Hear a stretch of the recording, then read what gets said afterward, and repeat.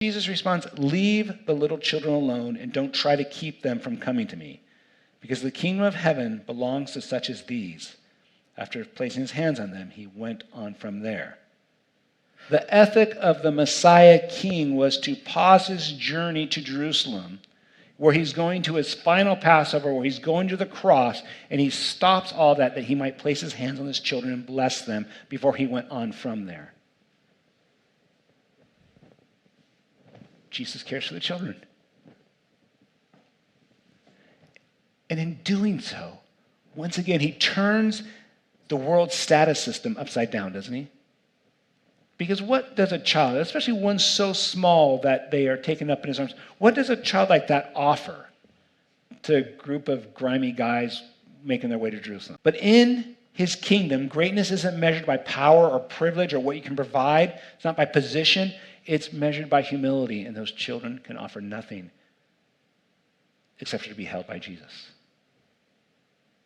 The rich, the poor, the able, the struggling are all welcome when they come like children, without pride, without self-sufficiency. And Jesus has time for such people. That's why leading children to Jesus should be every parent's top priority. And it's why a church like ours, we must disciple parents that they can disciple their children. I have this little canned speech when there is a pregnant mom in the church, especially when it's getting close, or I have the honor of going to the hospital and praying with that little baby. I say, hey, initially it's going to be hard, but come to church, like right away. Come right away. Don't wait. And I say, even if it's like for 5 minutes of the sermon, maybe it's for one song, maybe make it for the announcements that you gotta leave.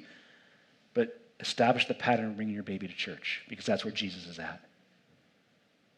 Because you're not only bringing your baby to where Jesus is, but bringing them to their Jesus community, to all their aunties and uncles who are going to bless them. And then don't stop. Don't ever stop.